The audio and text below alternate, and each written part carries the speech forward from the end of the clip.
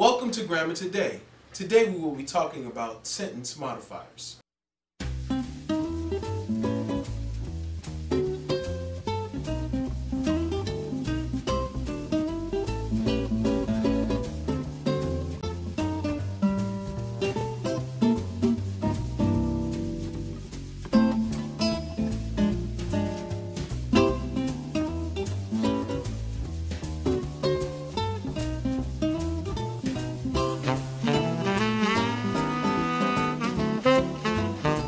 Now, when you hear sentence modifiers, the first thing you think of is modifiers of the sentence.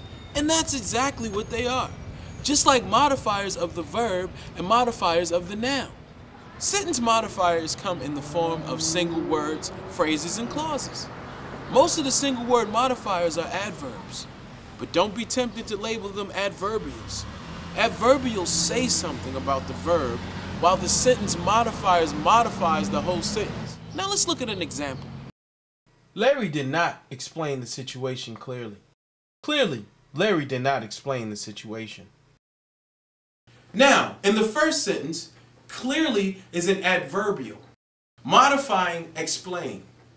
In the second sentence, clearly is used as a sentence modifier, indicating the attitude of the writer towards the message stated in the main clause. This kind of message expressing the writer's feelings or attitude is called meta-discourse. Here's one test to verify the difference.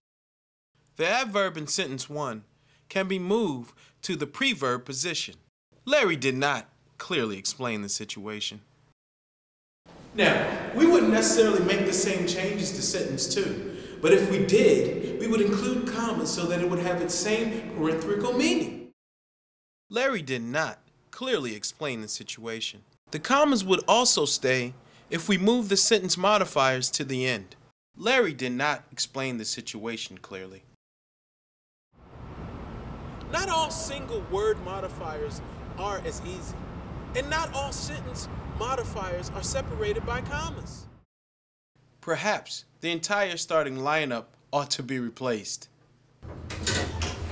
Here, it is fairly clear that perhaps raises a question about the idea in the sentence as a whole. If it were moved to a position within the sentence, it'd probably be set off by commas. The entire starting lineup, perhaps, ought to be replaced. So the absence of a comma after an introductory modifier does not rule it out as a sentence modifier, but neither does the presence of a comma rule it in. The less clearly a modifier is related to a particular part of a sentence, the more clearly we can classify it as a modifier of the sentence as a whole. Now, a word from our sponsors. Vocatives! A positive! Interjections! Relative clauses! Syntax! Have you ever had the feeling that grammar is hard? Are your friends and family leaving you out of the conversation? Are you feeling grammatically challenged? Well, now there's help. Sentence mods! Not clinically proven, but it improves your grammar knowledge. Sentence mods! Buy now.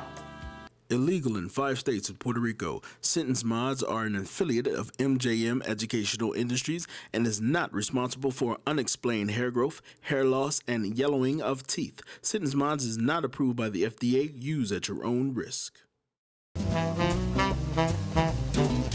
Appositives are often a noun phrase that renames another structure. Clauses and verb phrases can also function as appositives. I invited Kim, my best friend, to the party.